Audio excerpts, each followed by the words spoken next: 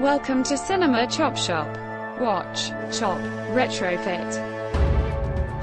So I had a really bizarre dream. All right, hashtag DJ. Yes. Allie and I were dog sitting for someone at their house, and she was showing me how this dog was trained, and I was standing at their sliding glass back door, and she's like, if you ring the door, the dog will bark. Okay. But if you attempt to open the door, the dog will come to the door and bark. And if you open the door a little bit, he'll reach out and try to attack you. But if you fully open the door and she flings the door open, the dog will bite you. And I'm like, reach my hand out, and this dog, who's like this giant, like Rottweiler type dog, bites my hand, but not hard because he knew who I was, but he just holds it in his mouth. And I'm like, okay, how long do we do this? Oh, shit. And then he finally sat down, and then I pulled my hand out of his mouth, and there was like, he had accidentally pierced the skin. And I was like, okay, thanks for the demonstration, dear. But this is not a doggy-style podcast. No, and it's not a dream podcast either. It's Cinema Chop Shop. Yeah. It's a movie podcast where we're kind of getting dreamy today. Yes. Given the topic. But introductions for everybody. I'm your host, Sean. I'm joined by Todd today. Welcome back. I appreciate it. We missed you last episode at the A24. I know. I was very well prepared for that one, too, but oh well. And how convenient. I know. And my sidekick, Travisito. I'm here as well. Yes. We teased this last episode rather, and it was overdue. But this is our David Lynch memorial episode celebrating the life and times of one David Keith Lynch. Yes.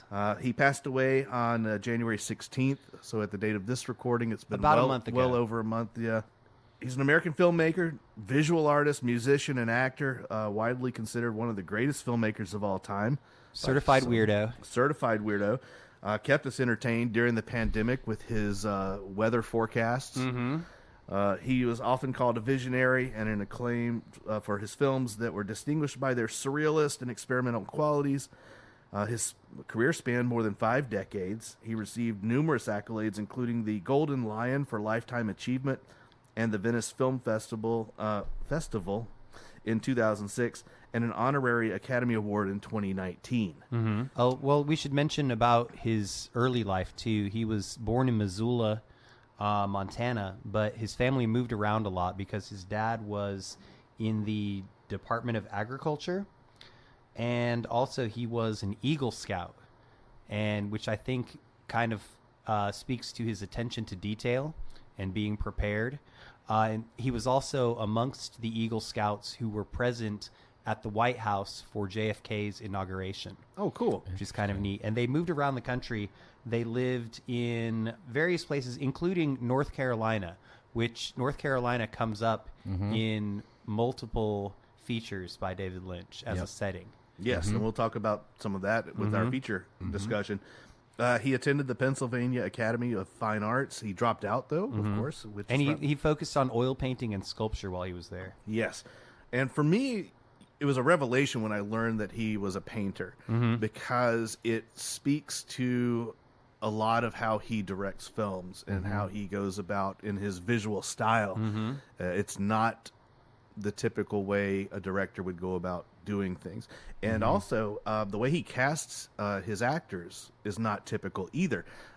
His casting director, longtime collaborator, Joanna, and I'm drawing a blank on her last name, said that the way he works is from headshots. Okay. He will look at somebody's headshot and say, yep, that'll do. And typically he wants a current headshot that looks like you really look like in real life. Now. And that's how he goes about his casting, which speaks to that painter visualization. He has something in his mind, what he wants to see. And then as a director, he's going to take that actor and massage them into what he wants that performance to be. And you see that pop up in some of the films, too, like Mulholland Drive, for example, with the headshots and whatnot. And for some reason, his casting director only brought him pictures of Laura Dern. Just a stack of Laura Dern headshots. How about this one? Well, I don't know. I'm not going to attempt to do the flat David Lynch accent. But he did have a distinctive way of speaking. Also, like culturally for cinephiles, especially movie fans around our age or movie fans of a certain age, Gen Xers, let's say. David Lynch is the guy that you cut your teeth on when you started really understanding outsider cinema. Precisely. He was to our generation what maybe a Stanley Kubrick may have been to the previous generation. Right. Or today's generations, I don't even want to attempt it. Maybe Ari Aster. Yeah, maybe. That's a lot better than what I was going to say. What were you going to say? That Oz guy that did Long Legs. Oh, God. Oz Perkins. Oz Perkins. He's done the new movie Monkey. But that makes a good point that maybe there isn't a parallel in today's... Well, I think that one thing about Lynch that speaks to the background that you went through is that he was sort of on the cusp culturally, and then spoke to it of the sort of square 50s, that traditional upbringing, a little corn. He's an Eagle Scout, you know, but also subverting that, right? And then but then the combination of him moving around, and then where he ended up going to school and stuff. I think that maybe that sort of he did, because in his films he famously, of course, you know, critiques some of the traditional American values, but it's not in a cynical way, and it's not completely a negative critique. I think that he's fond of a lot of that stuff too. Yeah, I think he enjoys it. And it's funny, Todd's doing this hand gesture of like weighing the scales with his hands. And I always thought of David Lynch as somebody who had 1 foot in one world and 1 foot in another. Yep.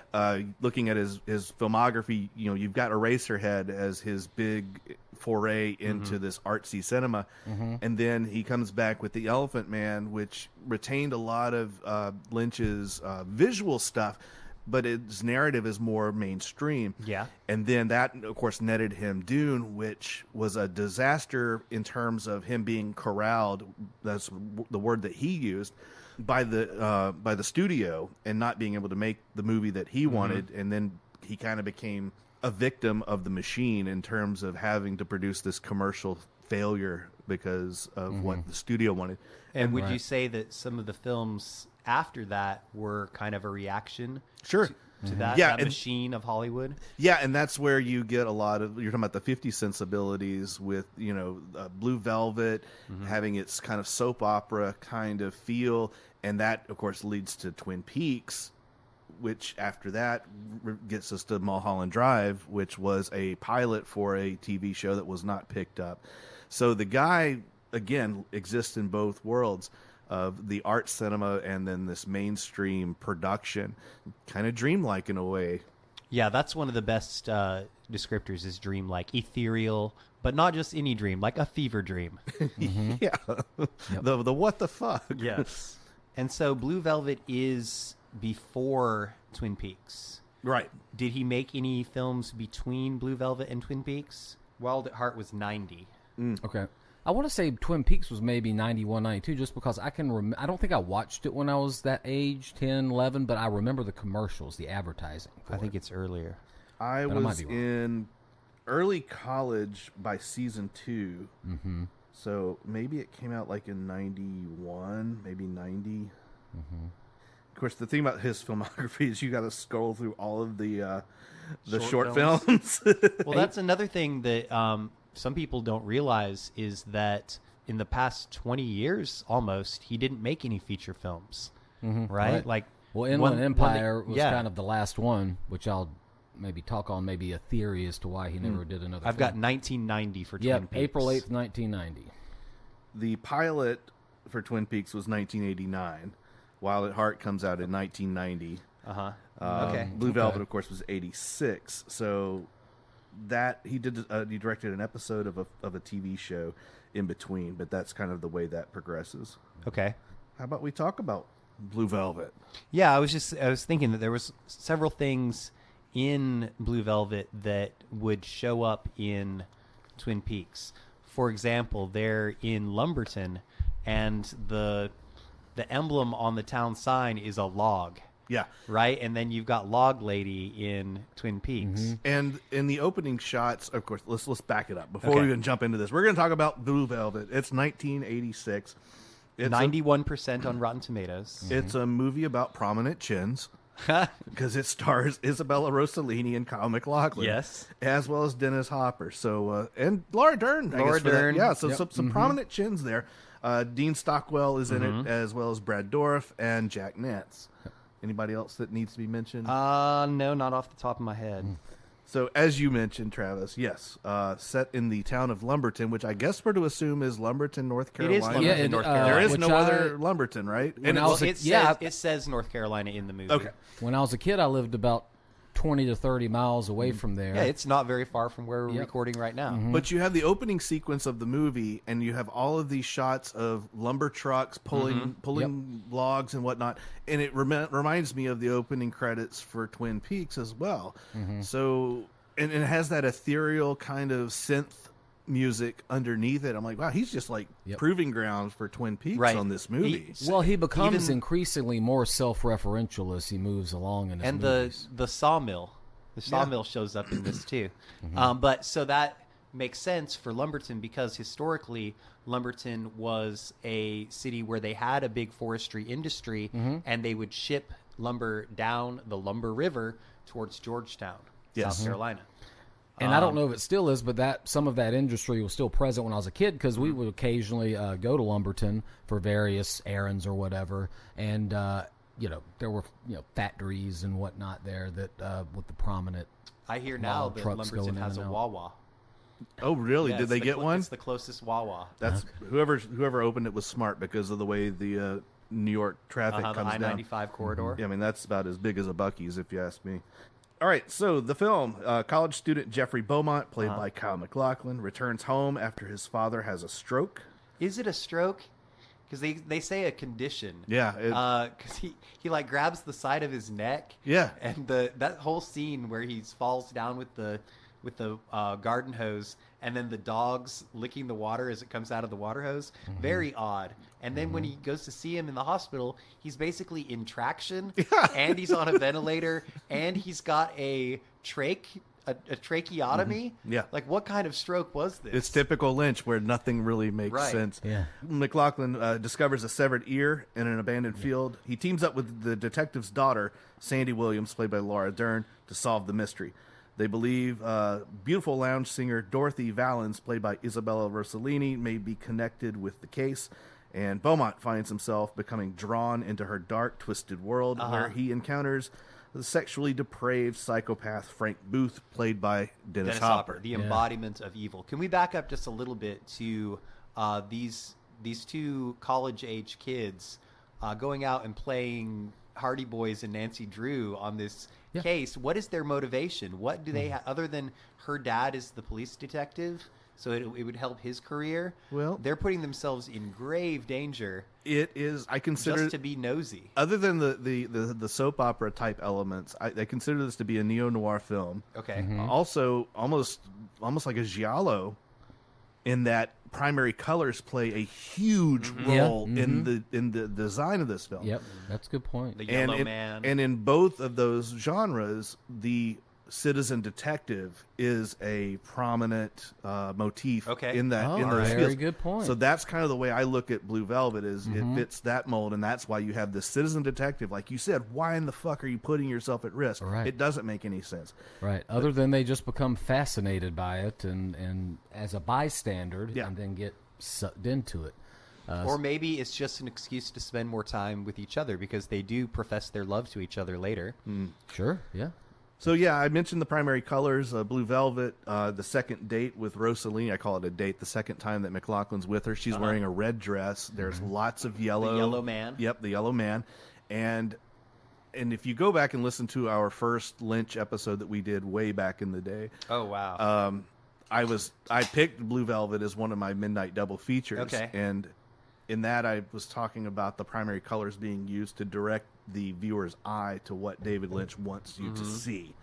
And on the second viewing, not second viewing, but a subsequent viewing after that episode, it holds true. I mean, there's a lot of stuff that he's pointing you to with these color choices that he's making. Again, going back to the painter that David Lynch is. All right, so they figure out that Frank is a drug dealer and that there's a man on the inside in the police department. John Williams is the detective, and his assistant or his partner is working with Frank, knocking off competing drug dealers and stealing drugs from the evidence locker for Frank to sell. Yes. Okay.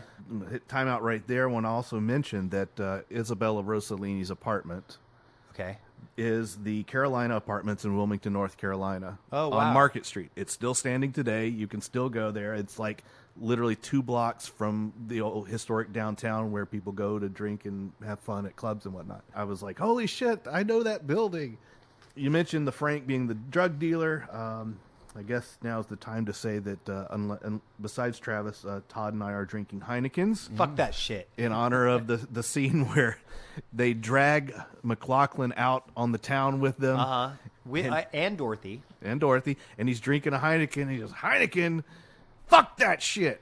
Pabst Blue Ribbon, man. And there's also the line, one thing I can't stand is warm beer makes me puke. What a crazy performance. It just 100% id. Mm-hmm. Yep. Just all out id. I mean, it's all about him and his gratification. Yep. And of course, this goes back to the first time that McLaughlin has snuck into Rossellini's apartment to investigate. Mm-hmm. He ends up in the closet and he's watching through the little slats and he sees this very violent scene play out. A rape. It's a rape, yeah.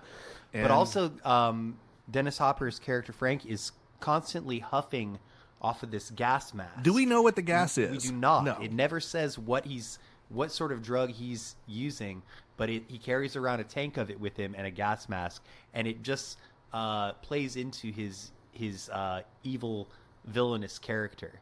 Yeah. I wonder if it's like laughing gas. Yeah. I mean, that's apparently Ye or Kanye. I've read an article that he's an addict to that. And that's That why tracks. he goes off on his Tracks with that weird, character, random. But anyway, and you'd have to have some resources to get laughing gas, really. Well, what happens is people break into dentist's office and steal canisters of it. Right. After witnessing this very violent act, he goes back out and reports to Laura Dern what he's witnessed, and I guess by this time they're both fully hooked and entrenched in this investigation. But They get Scooby and the gang. they do, yeah.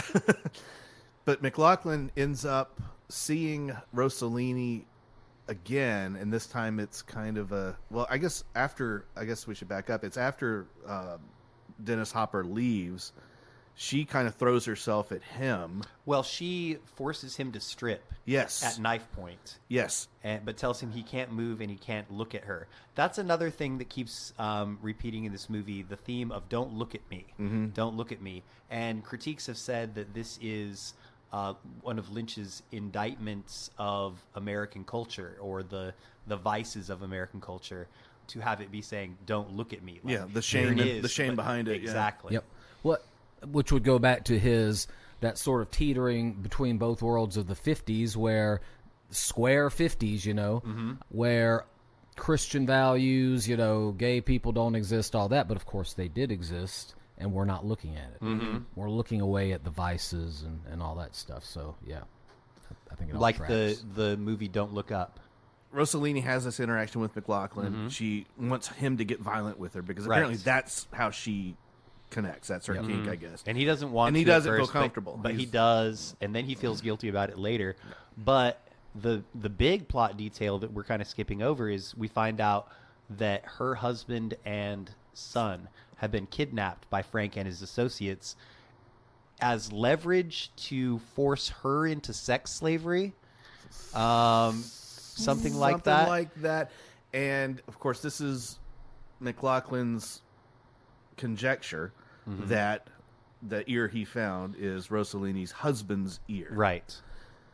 Now, did they ever explain how it ended up in that field? No. The ear? No.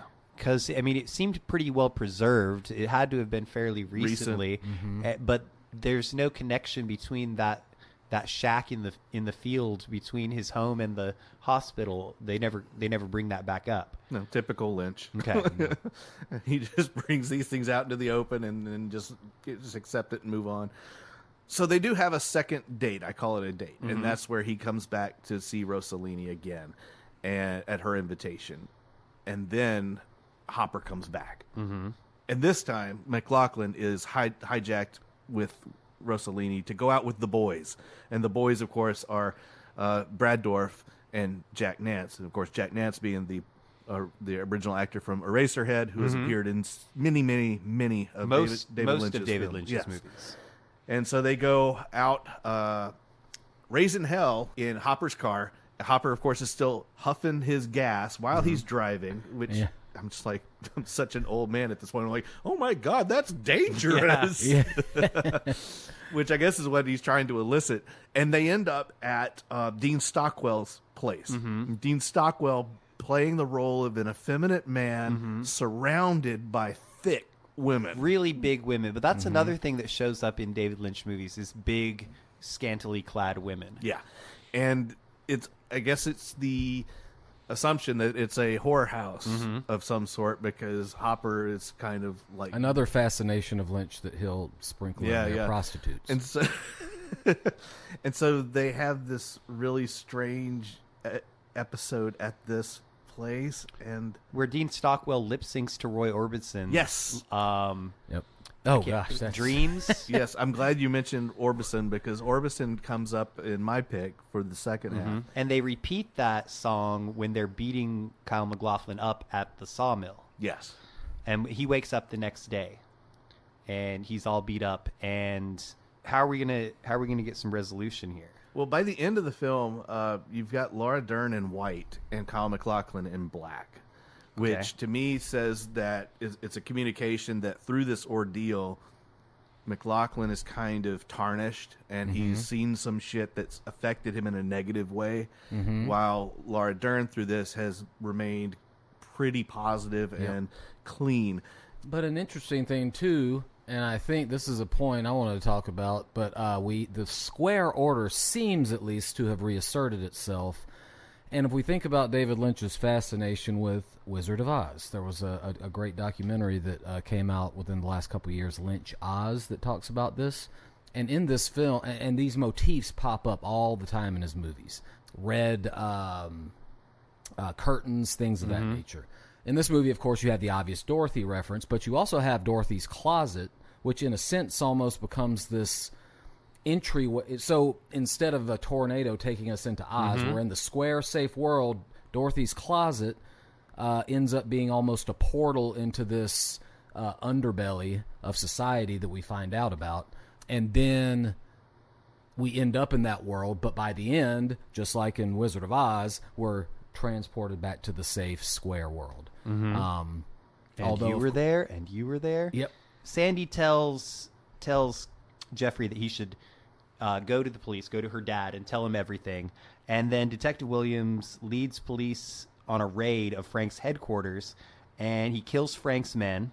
Jeffrey returns home alone to Dorothy's apartment, where he discovers Dawn is dead and Gordon is mortally wounded. As Jeffrey leaves the apartment, the well-dressed man arrives, sees Jeffrey in the stairs, and chases him back inside. Jeffrey uses Gordon's walkie-talkie to say he's in the bedroom before hiding in the closet again.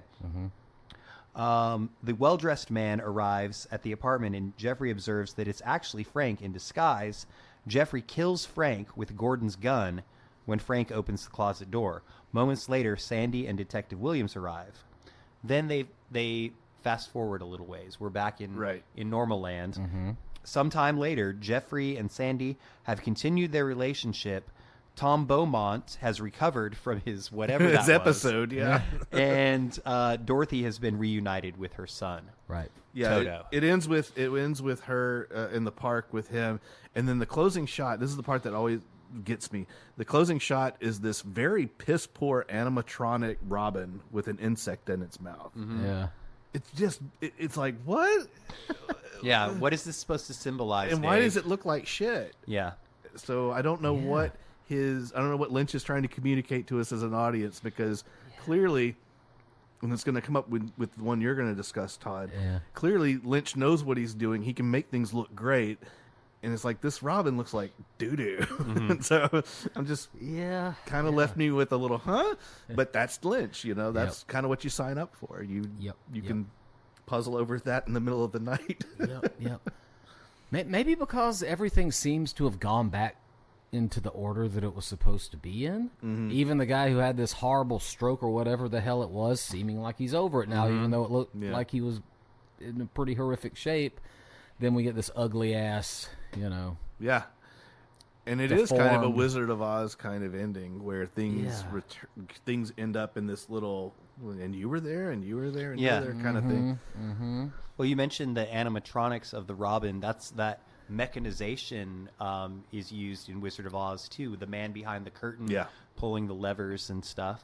I like it. I've always liked this movie. Would you say that this is a good starter movie for people? I think it's a good starter movie because the narrative is pretty linear. Lynching, as I call it. If you're getting into lynching, you're all it's some probably lynching. the Lynch movie that has the highest approval rating, wouldn't you say? Or at least among the Lynchian movies, maybe. It's up there. It's up there. Yeah. But I think as far as a point A to point B kind of storyline, it makes sense. Mm-hmm. Right. Well, now, motivations and the shit that happens in between, that's where it starts to get a little wiggly. But in terms of following it as a plot, right.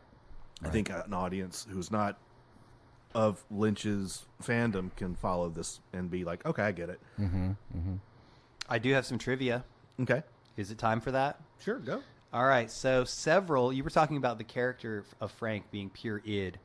Several of the actors who were considered for the role of Frank found the character too repulsive and intense.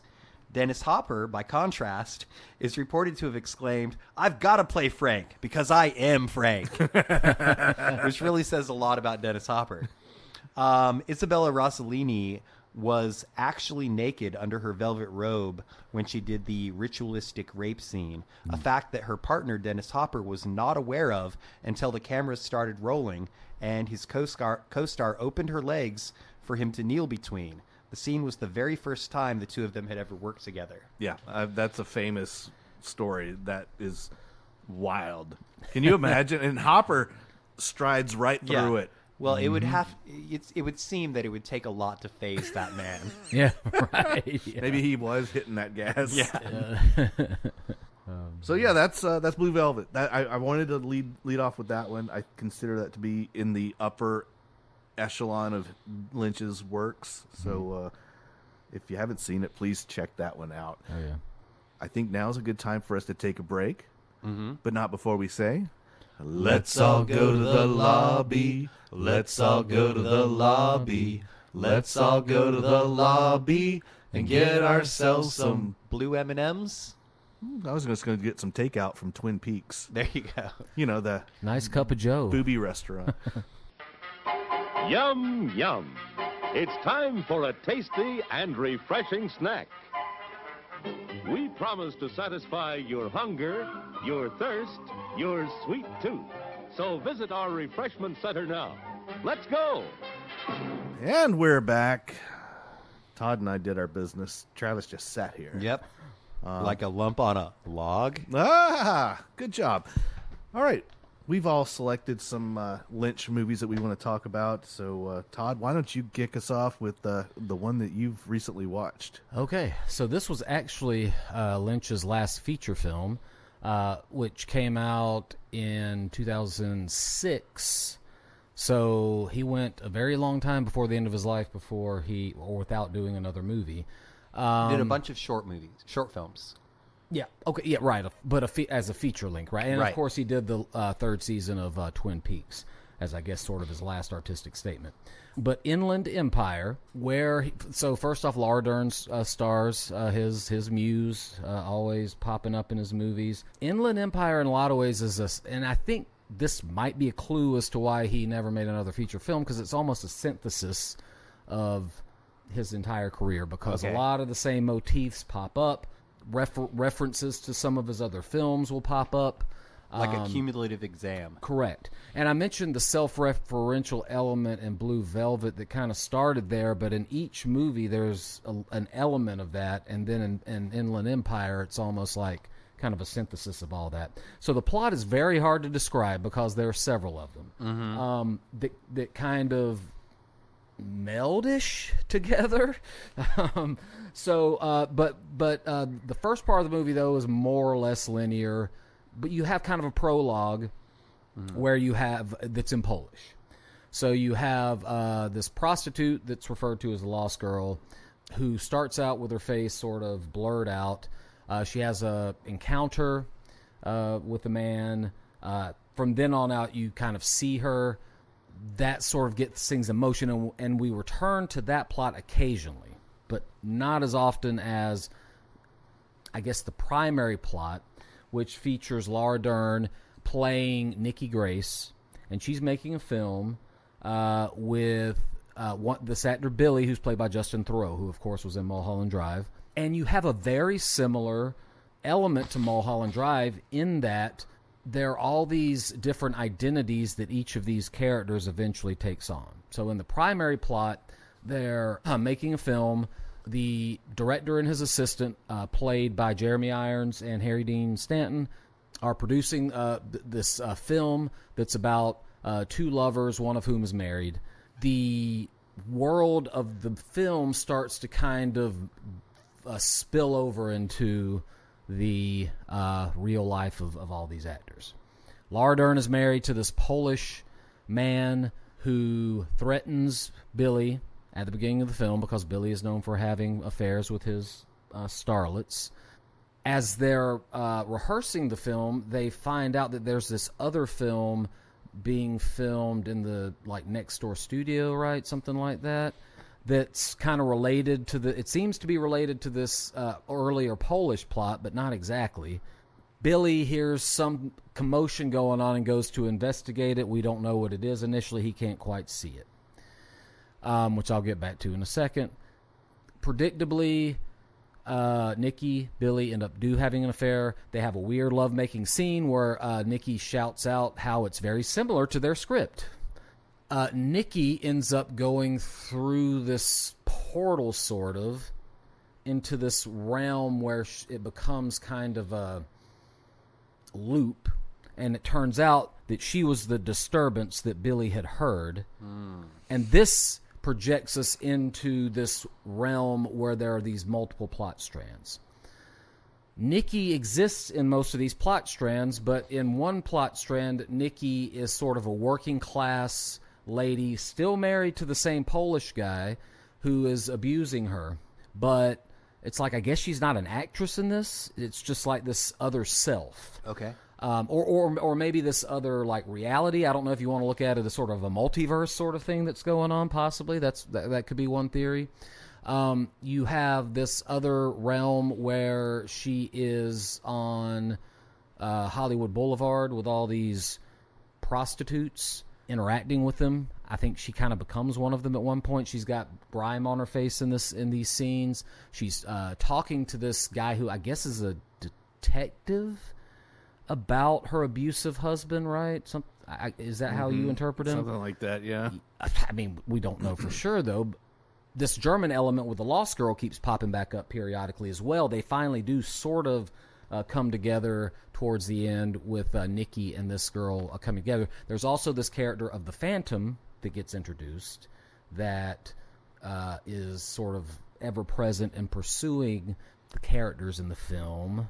What about the rabbit people? There's we periodically go back to what it seems like it's a sitcom of anamorphic rabbit people.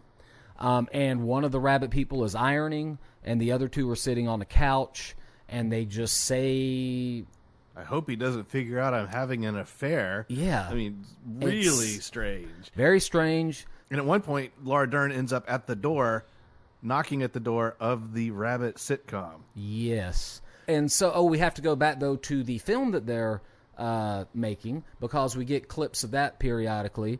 And at times it seems like maybe this has become a real world in a sense. There's this one character, the Screwdrive lady, who we found, and she's talking to the cops. She's been stabbed by a screwdriver. She says that she's been programmed to kill someone, and she's upset about it.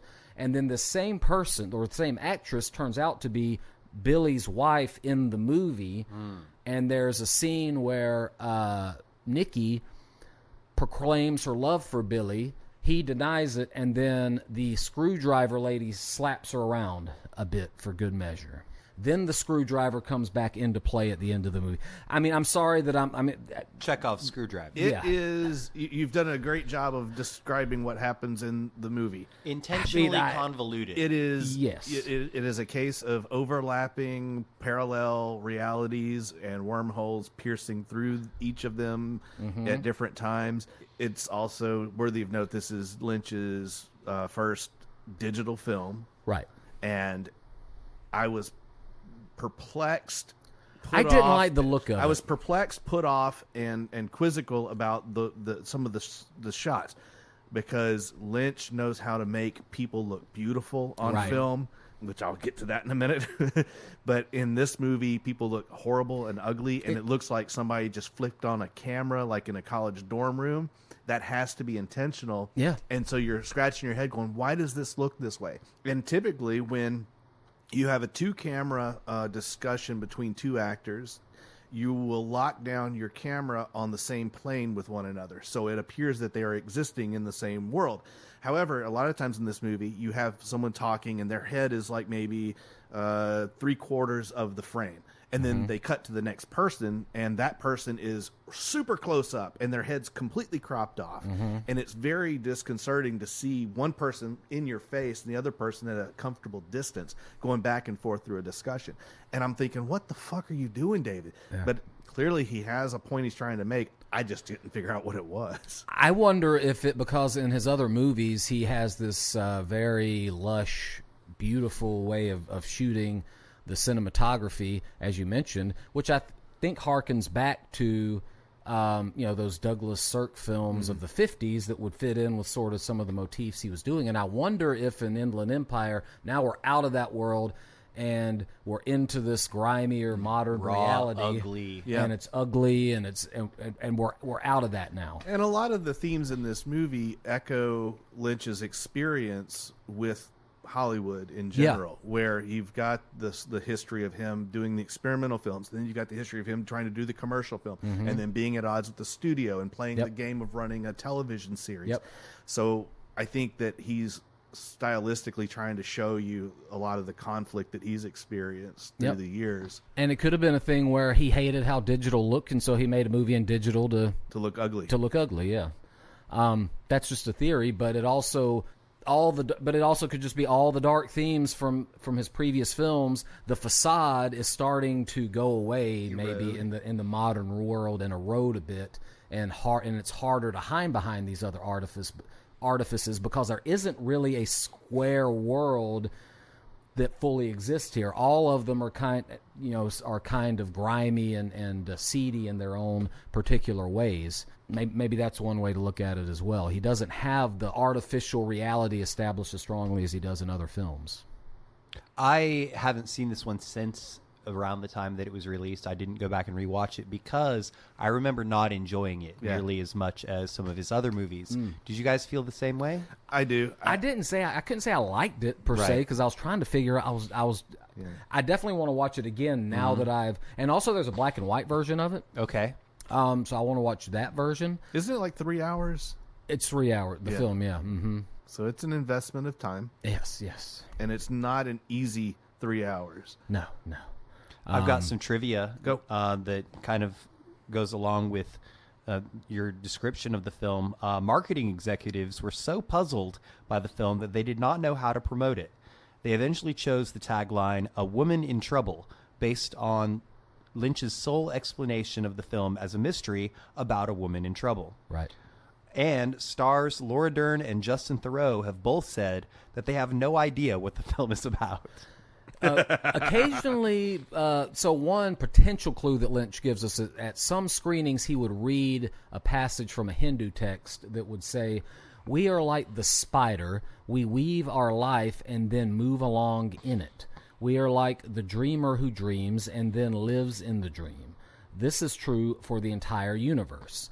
And so the fact that there are these different selves that each character has, and he said in interviews before, he said when he was making Lost Highway in an interview, there really are many characters inside of us. And so I wonder if this is meant to be each character has an embodiment of themselves that's them, but it's a different version of them, or a different path they could have gone down, or something like that, possibly.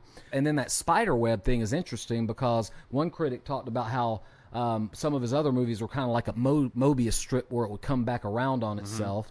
And then other ones would have a distinct difference between the fantasy and the reality realms.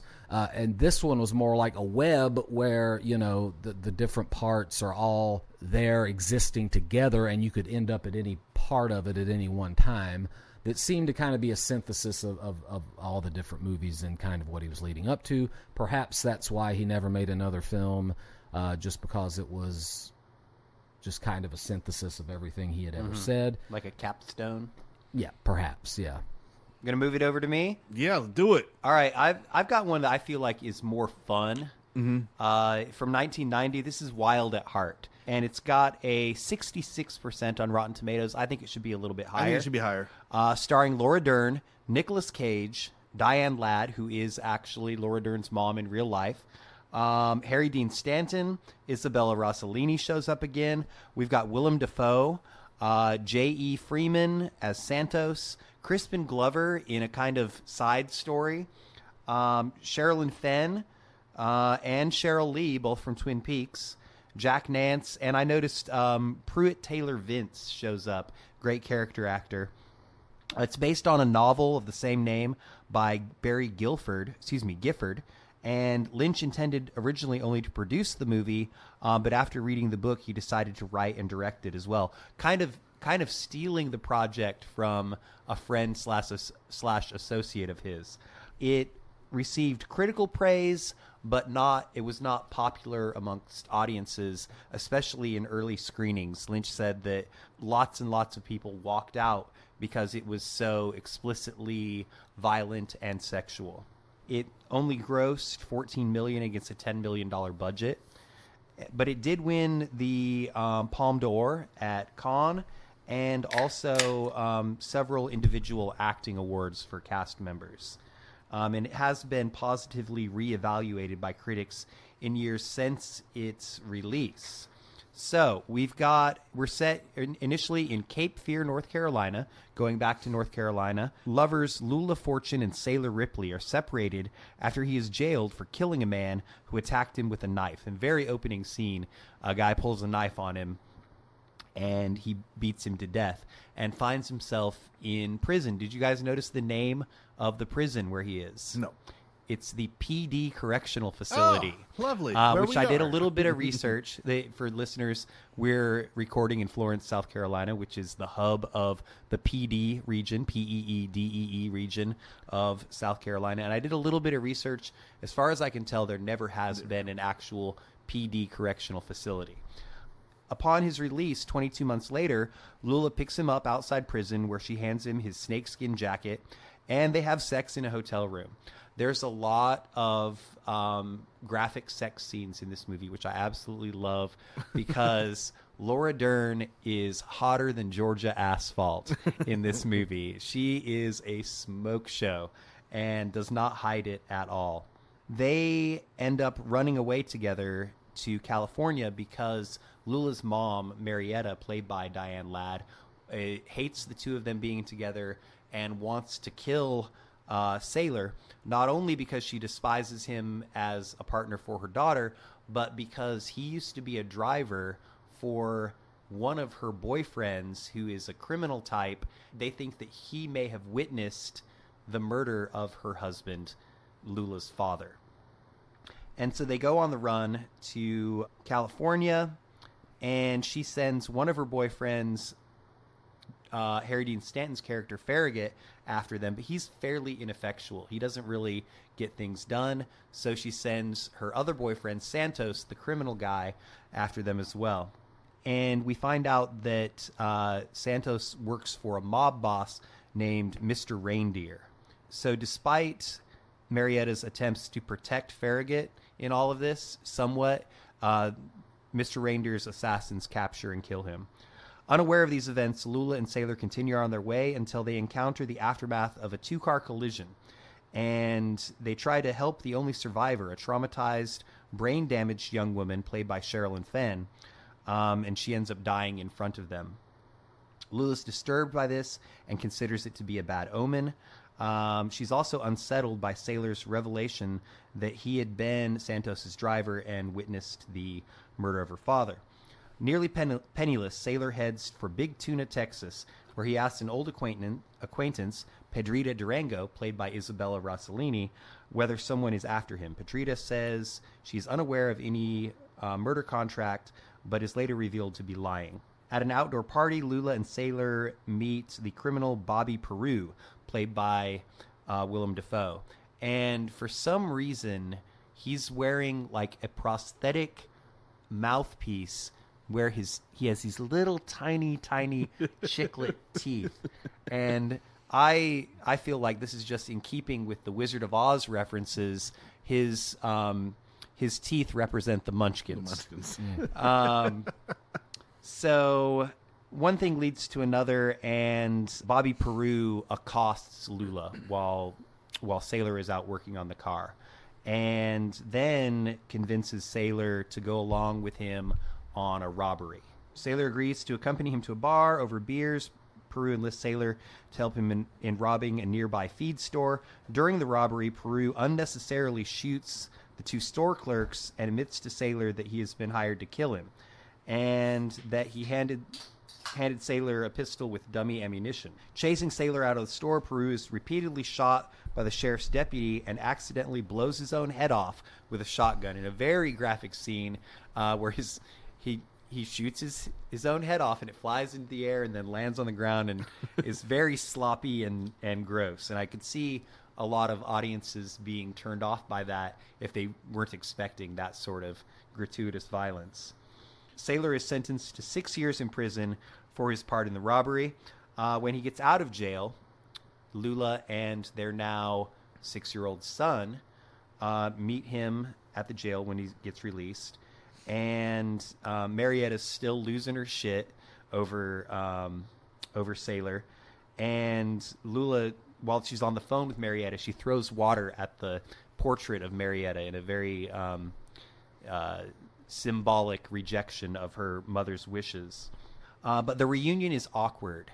Something's not quite right, and Lula pulls over and gets out of the car and is kind of leaning up against the car crying, and sensing that everything's not going as planned, Sailor says, you know what, you go on with the boy, I'll walk back to the depot.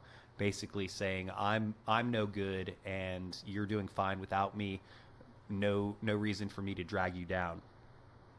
And she's very distraught about this and tells him to come back, and he doesn't. He's walking away, and out of nowhere, several rough types surround him from the alleys and the streets as he's walking down the road. And so he realizes that there's a confrontation here, and he uses a homophobic slur. He says, "What do you f***ings want?" And they beat the shit out of him. And during which time he has a vision of the Good Witch, yet another Wizard of Oz reference. I should have mentioned that several times in the film, Diane Ladd is portrayed as the Wicked Witch of the West. So the Good Witch, Glinda, comes down, and she's played by Cheryl Lee, who was Laura Palmer in Twin Peaks, and she tells Sailor never to turn his back on love. He apologizes to the gang members for referring to them as homosexuals. He's got a big, broken prosthetic nose on. It looks terrible. And he runs back. There's a traffic jam, so he's running across the cars on their hoods and finally makes his way back to Lula and professes his love and sings an Elvis song, Love Me Tender, which earlier in the film he said he would only sing to his wife. So essentially he's proposing to her, and they live happily ever after. Now, I mentioned the Elvis song. Earlier in the movie, he sings another Elvis song at a bar called Love Me, where it's kind of an interesting scene. There's a guy who's flirting with Lula, so he beats up the guy and then asks the band, "Do y'all know this one?" and starts singing this Elvis song. Now, Nicolas Cage did his own singing in this, and we know that he is a huge Elvis fan. Yes. And he was excited about this role, because he was going to be able to sing an Elvis song, and decided to actually channel Elvis Presley's persona throughout his performance in the movie, which really comes across. But I'm wondering, is this the first time where that predilection for Elvis Presley comes across on the screen? We see it later in movies like Con Air. He's doing a kind of dim-witted Elvis Presley character. Honeymoon in Vegas, there's Elvis allusions there. I think this might be the first time that Nicolas Cage allowed us to see how his obsession with His Elvis boner for Presley. Elvis, yeah. Yes, he went so far as to marry Lisa Marie Presley later in life. Yeah. I think it's a good movie. Lots of TNA, which I love. Of course, those are my initials, so I have to. And all of the characters are very over-the-top caricatures of the person that they're supposed to be. The mom is very easy to hate. Another time where lipstick shows up. I noticed this. She covers her whole face in lipstick in kind of a manic episode. And then going back to Blue Velvet, when Frank is beating up Jeffrey, he puts on lipstick and then kisses him aggressively. And of course the color red being a primary color showing up. Yeah, overall I liked it. Do you guys have any thoughts on? It's been a while since I've seen it, but definitely the Elvis thing was imprinted in my brain as part of Cage's performance. Yeah. And of course Dern was really good in this. I thought that she, like you said, she was beautiful, and I think this was a good role for her. Todd, what about you? What do you think about this one? It's been a while for me too. The Elvis scene where he's trying to invoke Elvis in the and sing it in the club. That one's one that sticks out of my mind because it just was. I remember feeling like it was a very awkward. Oh, it was. And what's super really awkward funny is moment, that and the band that plays along to this Elvis song is a speed metal band. They're not like a doo-wop or a rock. They're a speed metal band called Power Mad. Power Mad was the name of the band, and they're a real speed metal band. Yeah. But yeah, and so he's like, y'all know this one, and they just immediately start playing that song, which was really funny. Yep. Little bit of trivia: Willem Dafoe is actually urinating in the toilet when he goes to visit Laura Dern and asks to piss in your head. Apparently, Dafoe had a great deal of bottled water and really needed to go. Only later did he find out that the toilet was not a working toilet, and some poor crew member had to clean it up. Wow. So that's wild at heart. Nice. Cool, man. Well, I'm going to talk about Mulholland Drive. Todd's already touched on a few of the themes, but I'll dig in a little bit. From 2001, it stars Naomi Watts and Laura Herring. The very beautiful Laura Herring. Interesting about her, she was born in Mexico. Her family moved to San Antonio. She is a former Miss Texas and a former Miss America. She was shot in the head in a drive-by shooting in San Antonio, and she had been on her parents about letting her move away and get educated elsewhere. And this was kind of the impetus where they said, you know what, maybe it is time for you to get out. And so she got her high school and college education in Switzerland. She backpacked around Europe. She was a social worker in India, hiked around Asia, then she came back, and she was much older than these other Miss America contestants, and she fucking won because she was so beautiful, one, but also just how she handled herself. She was so confident, and you can go back and check it out. I think it's on YouTube. Her win, where Bob Barker's interviewing her, and she's just like, I got this. Yeah. So yeah, I like her a lot. Justin Theroux, as you mentioned from before, he's in this. Ann Miller, Robert Forster, and Billy Ray Cyrus of all people pops up in this movie As the sort of philosophical gigolo. Yeah, his star was shining at that moment. So the plot of the film: a dark-haired woman, played by Laura Herring, is left amnesiac after a car crash. She was in a car with some mobsters. It comes across. They were taking her up Mulholland Drive somewhere, and they were stopping short of their destination, and then hit by a group of two cars full of teenagers joyriding and racing, and and they get hit, and she survives this accident. They were coming Another from the car set wreck. of I Know What You Did Last Summer. Yes. And accident, yeah. She wanders the streets of Los Angeles in a daze before taking refuge in an apartment that was empty. There she's discovered by Betty, played by Naomi Watts, a wholesome Midwestern blonde from Toronto. She what was her claim that she won the pickle eating contest yeah, or something? one of those some local, nonsensical thing. And she's come to the city of Angels seeking fame as an actress. Together, the two attempt to solve the mystery of Rita's true identity. Rita is the name that Laura takes for herself because she's amnesiac, and she's a Rita Hayworth We have picture. another citizen investigator too. Yes, absolutely. This was a pilot for a series. Obviously, I mentioned that earlier. And this is very evident in that Robert Forster's character, the investigators introduced early in the film and shows up never again, as well as an opening scene with Patrick Fischler talking with his friend or partner in a cafe about this dream that he had, and he had to come to this cafe because he wanted to see if the dream was going to come true. And they leave the cafe because there was someone strange and crazy that's going to come out of nowhere and scare him. And sure as fuck, some crazy bag lady person comes out and scares him to death. Yep. That I love that scene. I don't know if it makes complete sense. I'm about to make it make sense. Okay, thanks. That bag lady person man was played by Naomi Watts in makeup. I just did the head. So are we blown, flash no. forwarding to the future? Are we flash forwarding to an actor who has failed hit rock bottom and is struggling to survive? This movie is a weird parallel to Naomi Watts' life at this moment. She had been trying to break into Hollywood. She had had a few roles, but just wasn't happening for her.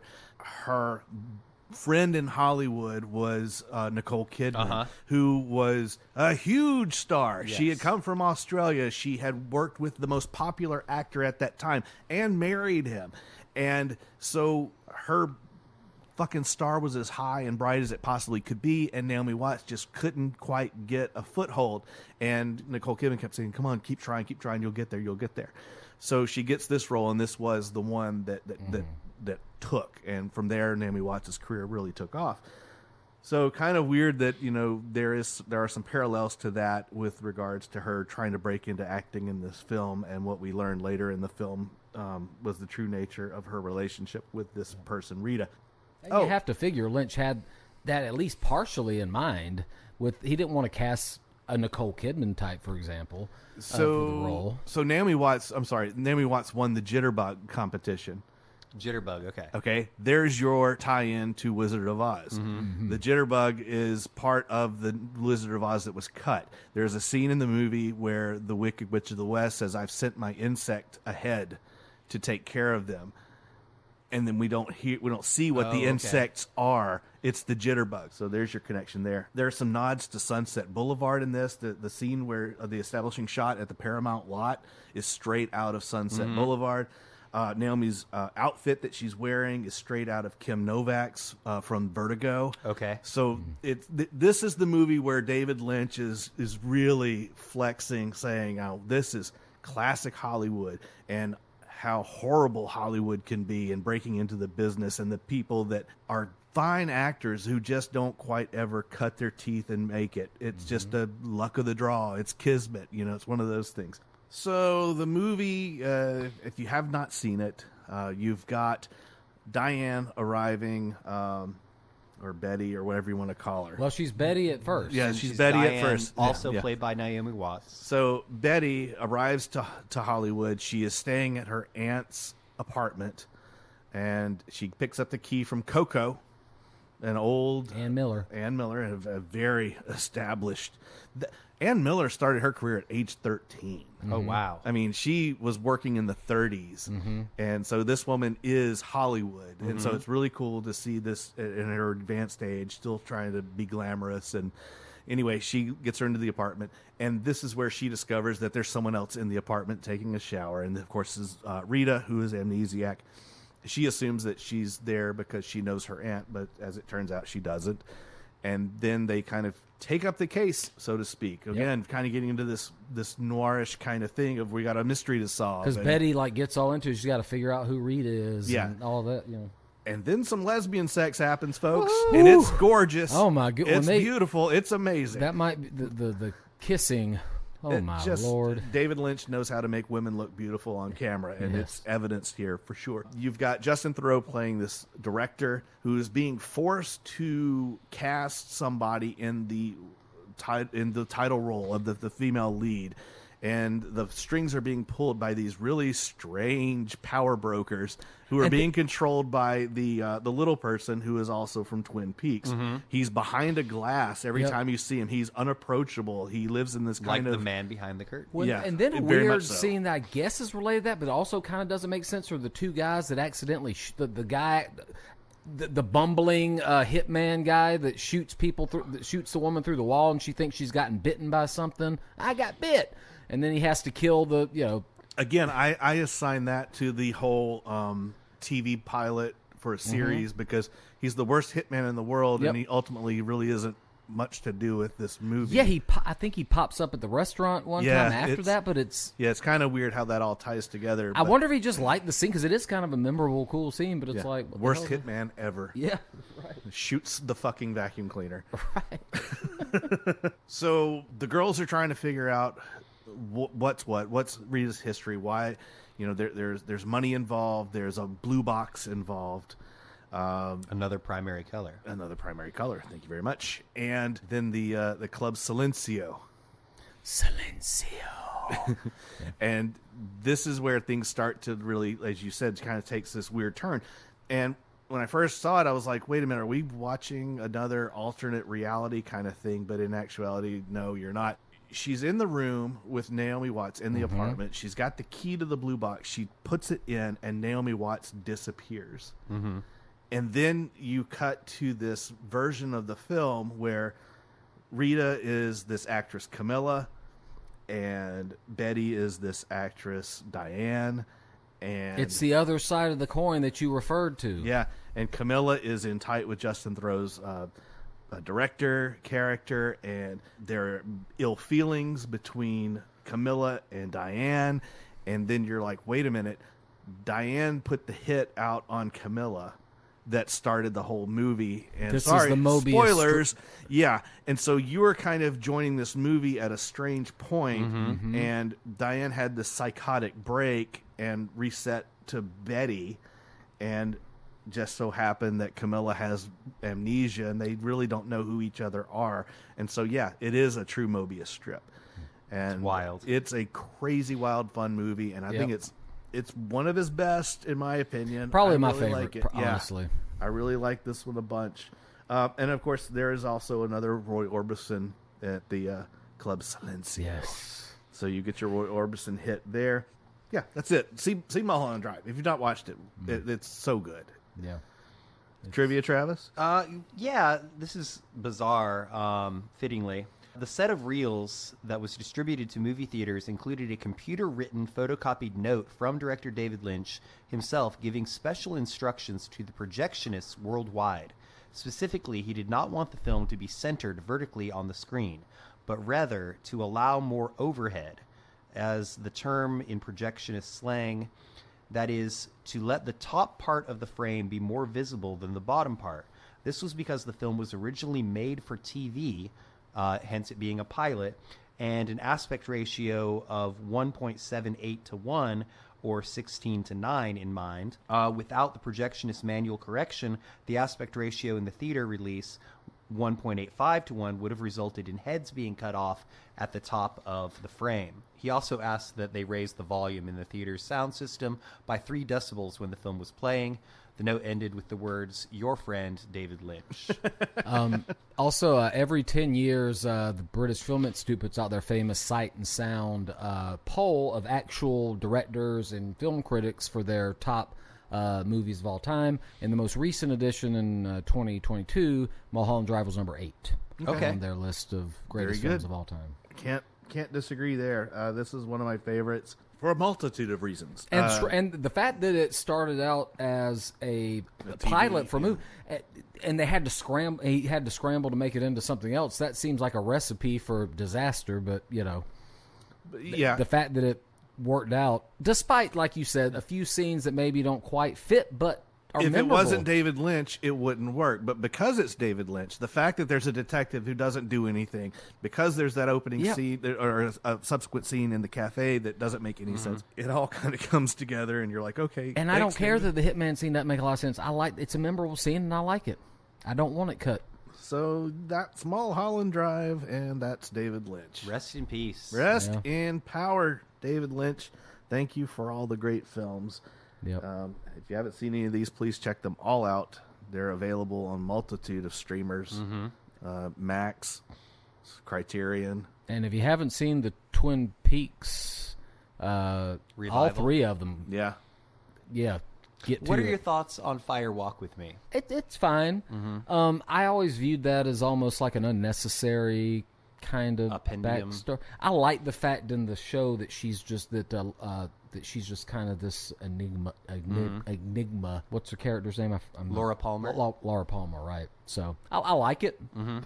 I actually need to rewatch it. Maybe I'll have a different opinion because it's been probably 15 years. But Speaking of revisiting things, I want to recommend to the listeners that they go back and listen to our original David Lynch episode and see if any of our opinions have changed, if our tone is different now that he's no longer with us. Professor Knowles was our guest. Yeah. He talked about the Straight Story, Oh, wow. which is the I still have not seen. Have either of it's you worth seen watching. it? It's worth watching. Yeah, that's Is it indeed a straight story where it's just like a? The guy's last name is Straight. Okay. Yeah. Check out that episode. It's still available on our website and through Podbean, and I liked it. Yeah. I was like, hey, I had opinions. There you go. I made sense. That was great. Okay, next episode coming up. Todd, you don't know this. We're doing New Hollywood. Yes. I'm in. Think your Robert Altmans, your Coppolas, your De Palmas, your Arguably Lucas, the greatest Spielberg. period of Hollywood. We're gonna dig Ever. in to New Hollywood, and we're gonna have some fun with it. We're gonna shake up the format a little bit too. That's gonna be a blast. In the meantime, please rate, review, subscribe, check us out on all things Cinema Chop Shop or Cinema Chop Shop podcast on YouTube and on Blue Sky. Check us out on Blue Sky if you want to be a rogue who doesn't like X. Plugs? Trivia's bussin'. Yeah. Come out to Trivia. If you're local, come out to Trivia Wednesday nights at Seminar Brewing.